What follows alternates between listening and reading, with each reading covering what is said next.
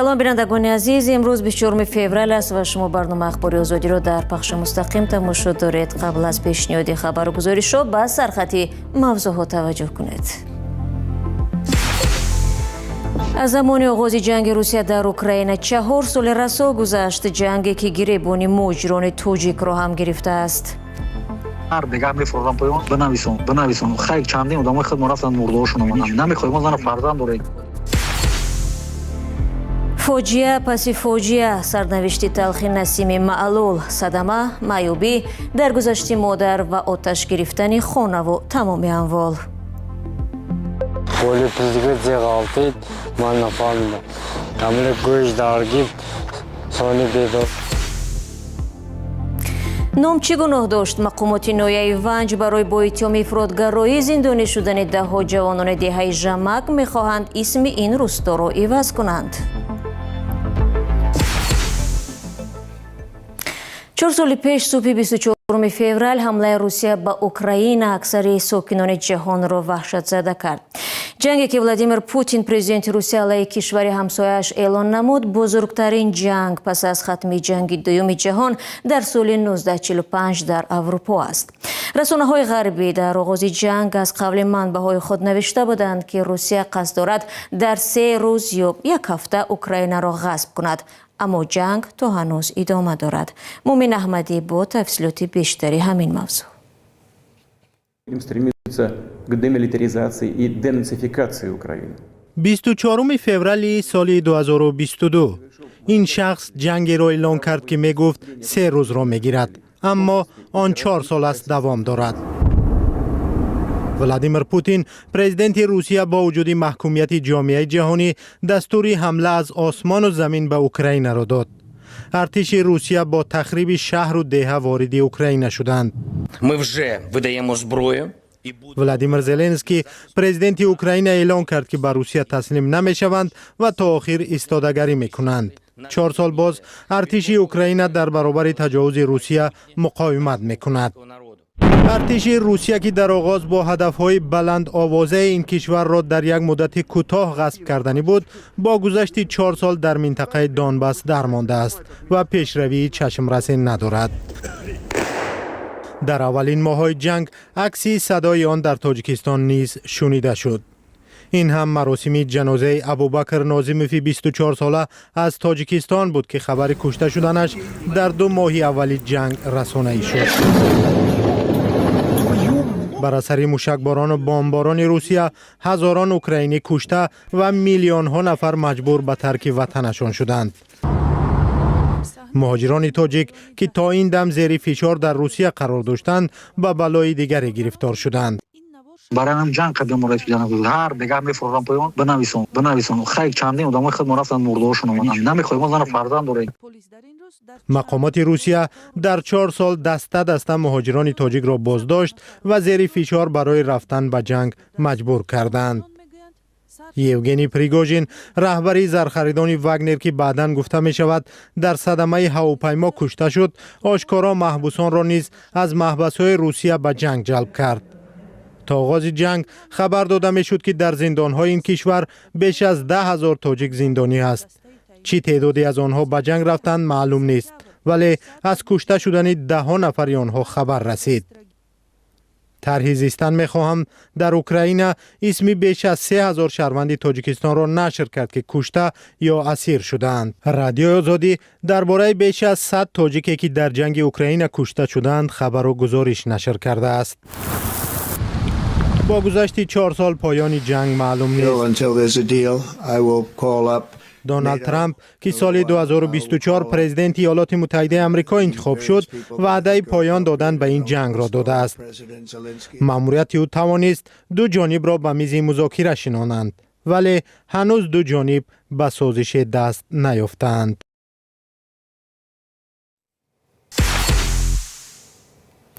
رو می‌ریم با موضوعهای دیگر. رادیو آزادی یک ماه پیش درباره مشکل خانواده گزارش تهیه کرد که مادر برای پسر معیوبش عدالت و امداد می‌جست. بعد از نشر گزارش سازمان‌های خیریوی و شخصان سخاوتمند برای طبابت نسیم عاقلوف کمک کردند.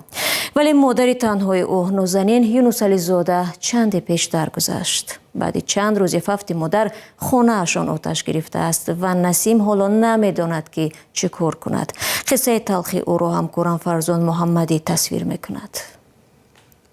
من همه حجتا سوختگی هیچی نموند. شب 19 به 20 فوریه خانه نسیم عاقلوف معیوب در حدود ناحیه باباجان غفورов آتش گرفته او به دشواری جان به سلامت برده است. نسیم میگوید بعد مرگ مادرش 2 هفته آخر تنها زندگی میکند. پولی پزگرد زیغالتید من نفهمیدم. عمل گوش درگیر سانی بیدار شدم. حرکت کردم توشید. ریلکس شد. سانی بروندم. ایگار. من افسردم. من باشنده سکوری جزد. مقامات رسمی به احتیاطی را سبب سوختار نامیدند.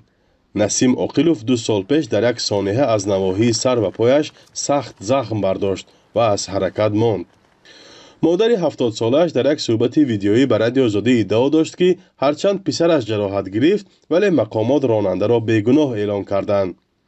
نسیم میگوید بعد نشر گزارش درباره مشکلاتشان مردم به کمک آنها آمدند ولی شادمانیشان دیر دوام نکرد. مادر تنها با کمک دریافت کرده پسر را به بیمارستان بستری کرد اما خودش به سکته مغزی گرفتار شد و فوتید. من با انسان بودم شیره چیزون کنم نباده دل خواهد هم بیام دارو هر بلی بچه ها تراملک شد زنده بود تو با انسان بودیم یا شب شد پکر بجوندم. بدی سر من خدا میداند این یک جای خواه رفته همین کتی اینم گشنگی میمورد. من همینه نمیخوام.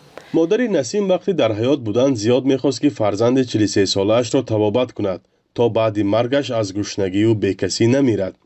ولی پسرش میگوید تا مرگ مادرش نتوانید سلامتیش را برقرار نماید. بر ضمن این بعد آتش سوزی همه سندها، اشیای روزگار و پول و دارایی که برای ادامه تبابت جمع آورده بود نابود گردید. حالا نسیم را همسایگان موقتا در خانهشان جا کردند ولی برای برقرارسازی حجتهای مادرش که قسماً پول خیریه به نامش در بانک ماند کمک می‌خواهد. زیرا وضعش امکان نمی‌دهد همه این روند را خود انجام دهد. نسیم عاقلوف کفشیرگر بود و در ساختمان بیناهای بلندآشانه شهر خوجند کار میکرد.